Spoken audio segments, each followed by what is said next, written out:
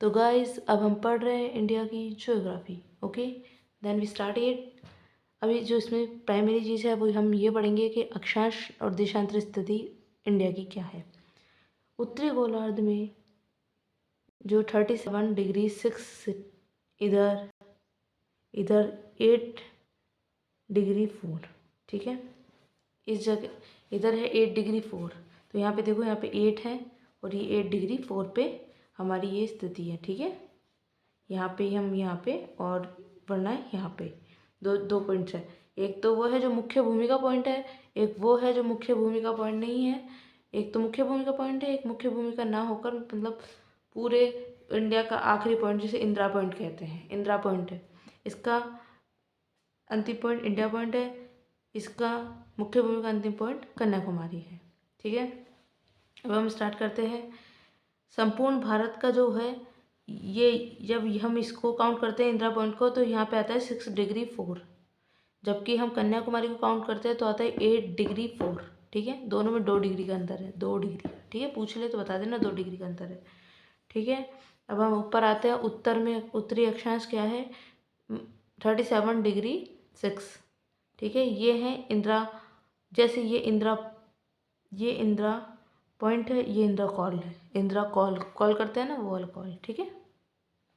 अब हम इधर आते हैं। इधर जो स्थिति है उसमें इधर है,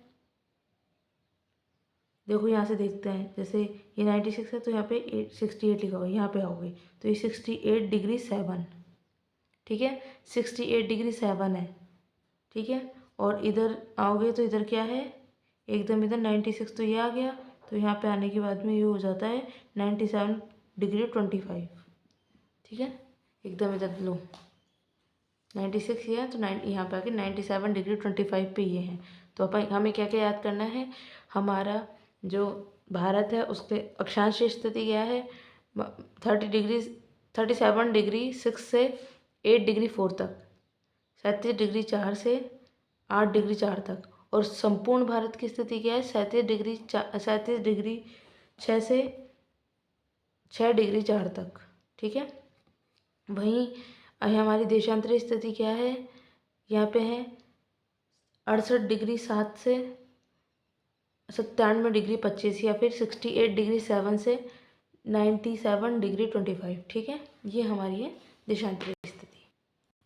अब हम सोचेंगे कि यहाँ पे क्या है, जो एकदम एंड में है, यहाँ पे किवितु नाम की जगह है, ठीक है।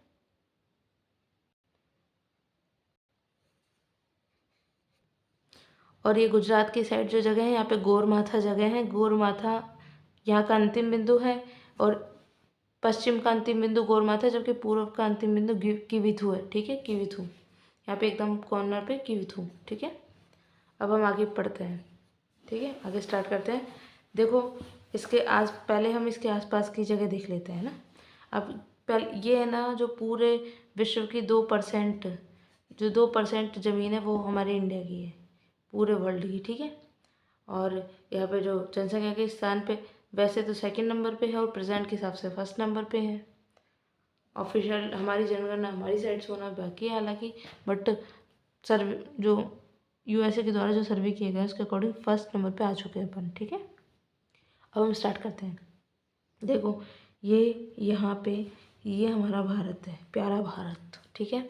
इसके इस साइड में है चीन, ठीक है। इसके पूर्व में है चीन, इसके पश्चिम में साइड देखो, ये तो अफगानिस्तान है, ये नीचे पाकिस्तान है, ये तजाकिस्तान है, ठीक है। ये तजाकिस्तान हमें टच नहीं करता है, ये देखो यहाँ पे बॉर्डर टच नहीं हो रही है, तो हमारी, और ये हमारा है बांग्लादेश, और ये है म्यांमार। तो अब हमारी बॉर्डर किस किस से टच हो रही है, पहले तो हो रही है अफगानिस्तान से। कैसे, ये जम्मू कश्मीर के पास में ही है यहाँ पे,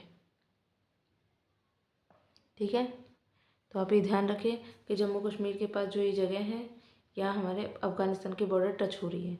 इसके बाद ये देखो पाकिस्तान तो हमारे मस्त टच हो रहा है, गुजरात से लेकर कहाँ तक टच हो रहा है, कश्मीर तक, ठीक है पूरा। इधर देखो चाइना चारों तरफ चाइना ही चाइना है इधर तो। फिर हमारे ये नेपाल है, जो हमारे चाइना और चीन और भारत के बीच में है। फिर ये छोटा सा भूटान है। फिर यहाँ है म्यांमार, ठीक है। अब देखते हैं हम। अब हम आगे स्टार्ट करते हैं। देखो, अफ़गानिस्तान की सीमा रेखा एक ही केंद्र शासित प्रदेश, सॉरी एक ही राज्य से लगती है, वो है लद्दाख।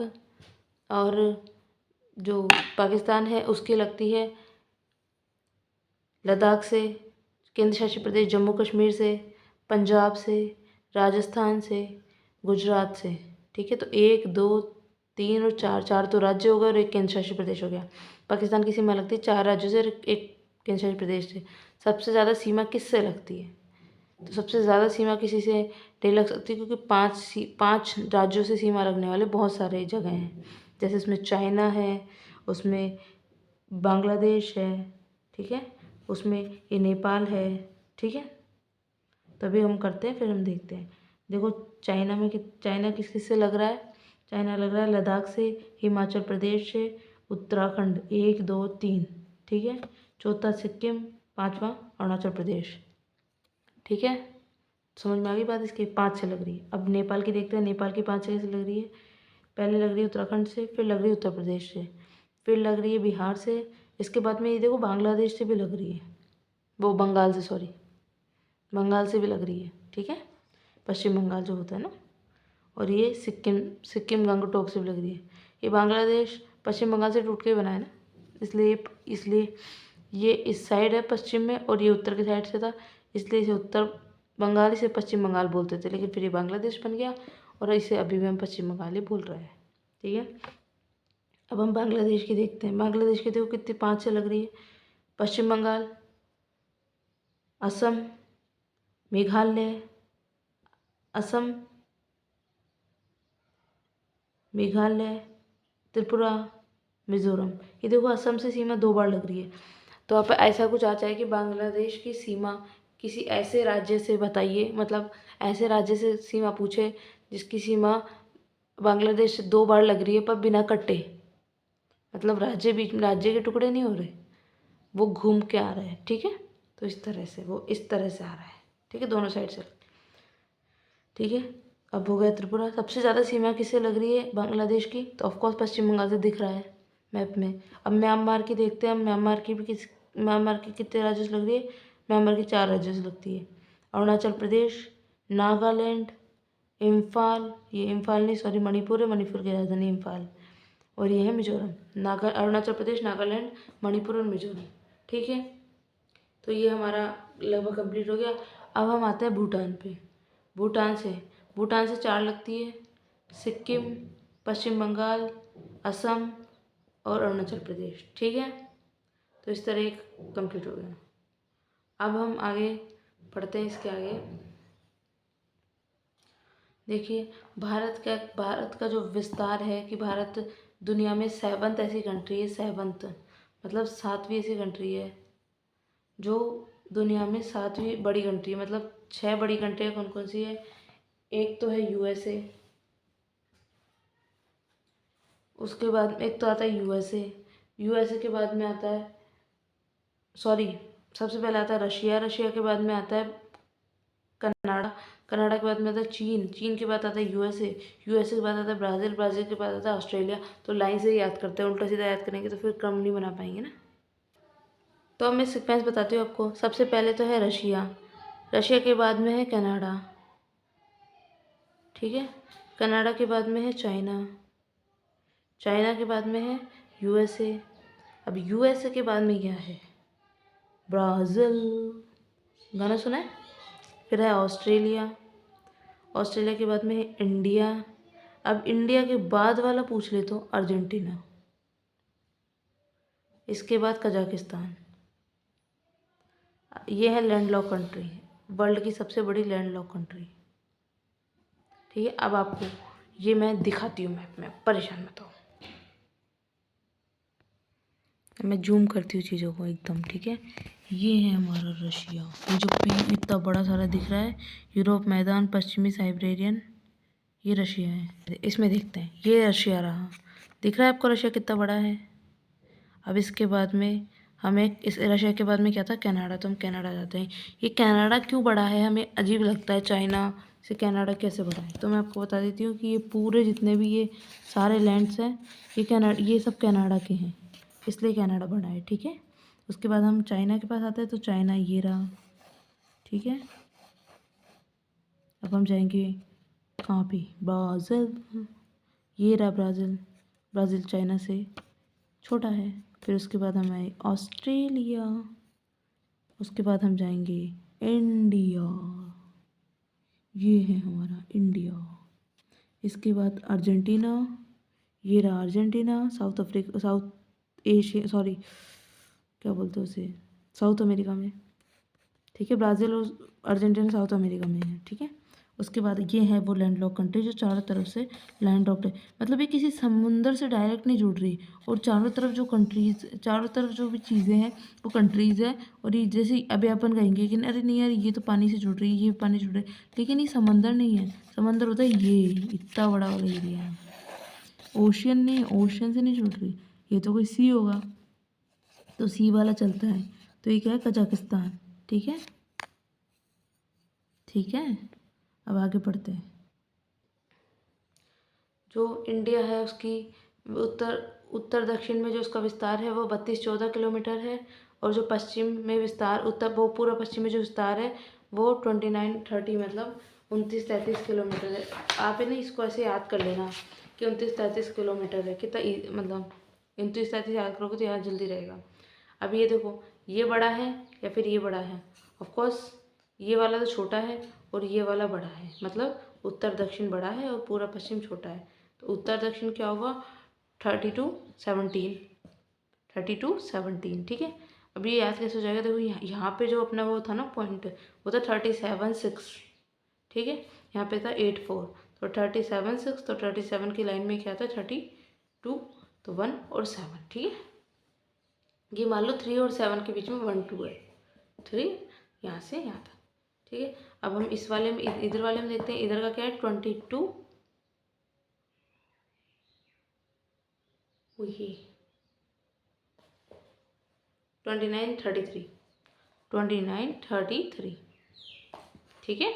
तो अब 29-33, अब याद नहीं आ रहा तो मैं आपको और बता देती हूँ कि यहाँ पे हमने 97 समथिंग किया था, और यहाँ पे यहाँ 97 किया था, 97 डिग्री 25, ठीक है। वो इधर वाला था कीविथु पॉइंट पे, और जो एकदम इधर वाले इस वाले पॉइंट पे था, यहाँ पे जो क्या बोलते हैं गुजरात का है ना, गोरमाथा जगह थी, वहाँ था 68 डिग्री 7 से, ठीक है। तो याद, और इसको याद कर लेना, इस वाले को 29-33, बस ये याद रखना, ठीक है। आगे हम पढ़ते हैं इसके, अब हम पढ़ते हैं कोस्टल लाइन। ये देखो ये है कोस्टल लाइन, तो हम ये कोस्टल लाइन कितनी हम ये पढ़ते हैं। तो सबसे पहले हम पढ़ेंगे, देखो भारत की स्थलीय सीमा की लंबाई है 15,200 किलोमीटर। ये इसलिए दिखा रही हूँ, मैं तो याद कर लिया, लेकिन इसलिए दिखा रही हूँ ताकि प्रूव रहे कि हाँ ये जेन्युइन पढ़ा रही है। देखो भारत की स्थल सीमा की लंबाई कितनी है 15,200 किलोमीटर। इसके तटीय भाग की लंबाई कितनी है 16.6 किलोमीटर, परंतु मुख्य भूमि के तटीय भाग की लंबाई कितनी है 6100 किलोमीटर। अब सबको समझ में आ रही बात, बताती हूँ। ये तो है 6100 किलोमीटर, ठीक है। ये इसको भी मिलाओगे तो इसकी भी सीमा होती है, क्या होता है ना, वो होता है जैसे कोस्टल एरिया होता है, तो उसके आसपास में 200 नॉटिकल माइल तक उसी देश का कंट्रोल रहता है, जिस देश के पास से वो गुजर रही है, जिस देश की तटीय सीमा के पास से वो गुजरती है, मतलब तटीय सीमा के पास से समंदर होता है, उस समंदर में 200 नॉटिकल माइल तक वो जो कंट्रोल रहता है वो उसी देश का रहता है, जिसको एसईजेड कहते हैं, स्पेशल इकोनॉमी जोन्स, वो ये होते हैं वो, ठीक है। अब हम ये पढ़ते हैं, तो ये तो सीमा है 6100 किलोमीटर हो जाएगा तो अपना, और ये वाली जो है ये है 75-16, ठीक है। तो ये इसको याद करने का तरीका बता रही हूँ। अब देखो है ना, ये 75 तो याद कर लेना, 75 समथिंग याद कर लेना, है ना। इसको 61 याद कर लेना, फिर इसका उल्टा कर देना 61 का, ठीक है। और ये 15,200 किलोमीटर, स्थल सीमा की लंबाई कितनी है 15,200 किलोमीटर। अब ये याद करना है, तो 15-5-75, तो ठीक है 15-5-75, ठीक है। 2 8 16, 15-5-75, तो ये लगभग सिक्वेंस में अगर दिखेंगे तो आप एक कंपेयर करने की कोशिश करेंगे तो आपको अंदाज़ा मिल जाएगा कि ये होने की संभावना ज़्यादा है। बाकी याद कर लेना, ये याद होनी चाहिए, ठीक है। ये याद होने की ज़रूरत नहीं है, ये याद करना ही नहीं है अपन को, ठीक है। मैंने आपको बता ही दिया कौन सी चीज़ किसके पास है।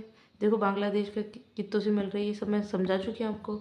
अब मैं आपको सिर्फ ये बता देती हूँ कि किससे हमारी बाउंड्री सबसे ज़्यादा मिलती है। देखो भारत के पड़ोसी देशों में सबसे अधिक सीमा भारत किससे लगाता है, बांग्लादेश से लगाता है, उसके बाद चीन से लगाता है, उसके बाद पाकिस्तान से लगाता है, फिर नेपाल से, फिर म्यांमार से, फिर भूटान से, फिर अफगानिस्तान से। ये सीमा की लंबाई है, तो इसका क्रम याद करना है।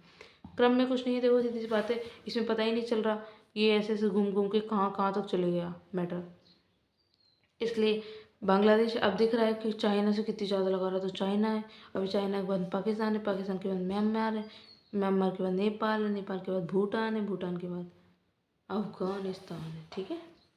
सॉरी नेपाल पहले है, वो नेपाल एक्चुअली में यूँ घूम रहा है ना नेपाल। और हाँ, और भी अच्छी चीज़ बताती हूँ आपको, सबसे पहले बांग्लादेश। क्यों? बांग्लादेश ऐसे ऐसे ऐसे घूम रहा है तो कुछ पता तो चलता नहीं है, तो बांग्लादेश की लंबाई ये से ज़्यादा सीमा लगा लेता है ये। फिर हो गया चीन, अब ये पाँच हो गया। अब इसके बाद में पाकिस्तान, पाकिस्तान से लगा तो 5 ही जगह से रहा है ना, वो एक अलग बात है कि ये वाला केंद्र शासित प्रदेश है, ठीक है।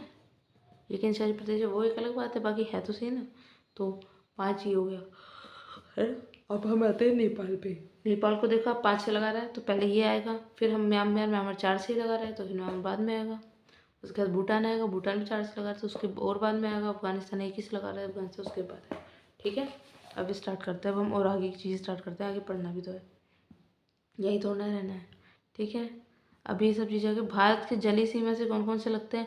जलीय सीमा से पाकिस्तान के अलावा Maldives, Sri Lanka, Bangladesh, Myanmar, Thailand, Indonesia, ये सब लगते हैं। ये सब एशिया के मैप पे दिखा दूंगी मैं आपको। अब हम स्टार्ट करते हैं आगे की चीज़ें। देखो बांग्लादेश से जो सबसे अधिक लग रहा है पश्चिम बंगाल है, में भी दिख रहा था। नेपाल से उत्तर प्रदेश लग रहा है, जस्ट नीचे है ना,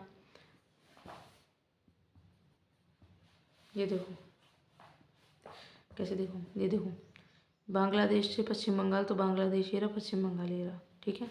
अभी नेपाल है तो इससे उत्तर प्रदेश लग रहा है, ये म्यांमार है तो इससे मिजोरम लग रहा है, ठीक है। और ये भूटान से दिख तो रहा है, ये लग रहा है सम, ठीक है। चाइना से क्या लग रहा है, सोचो सोचो, अरुणाचल प्रदेश दिख रहा है ना, ठीक है। अभी देखेंगे, काम की चीज़ पढ़ो। भारत में जलवायु स्थल सीमा को लेकर ये भारत में जलवायु स्थल दोनों सीमा से लगने वाले जो जगह हैं वो बांग्लादेश, एक तो मैंने आपको बताया था, दिख ही रहा है ना, ये तो देखो बांग्लादेश है, म्यांमार है, पाकिस्तान है, 1 2 3, क्या दिमाग लगा रही है उसमें भी। ये स्थल सीमा, ये जल सीमा, ये स्थल सीमा, ये जल सीमा, ये स्थल, ये देखो ये स्थल सीमा, ये जल सीमा, ठीक है। हो गया, अब आगे बढ़ते हैं। भारत का सबसे दक्षिणी बिंदु इंदिरा पॉइंट है, बताया था, अभी तो बताई थी। वैध निकोबार द्वीप समूह पे स्थित है, हाँ, ये रहा देखो,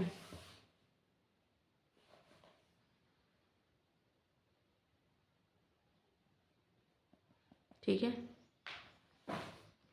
वैध निकोबार द्वीप समूह पे स्थित है।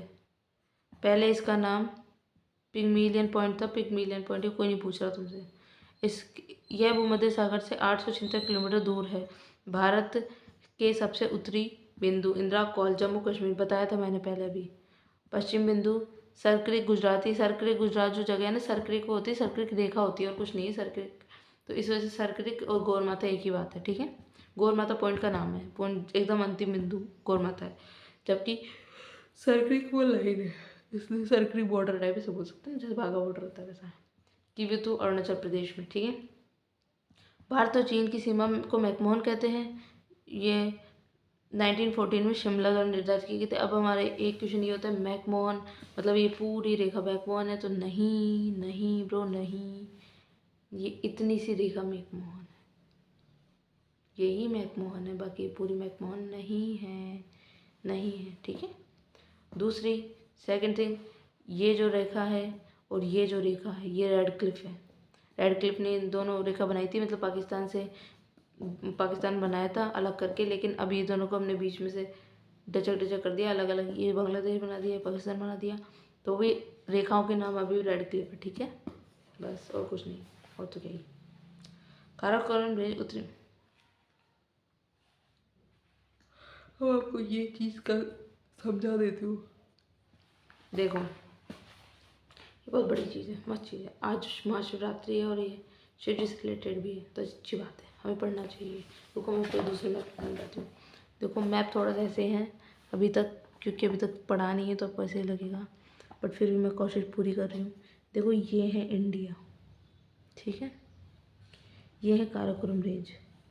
ये काराकोरम रेंज में K2 इंडिया की सबसे ऊंची चोटी है और ये काराकोरम रेंज है।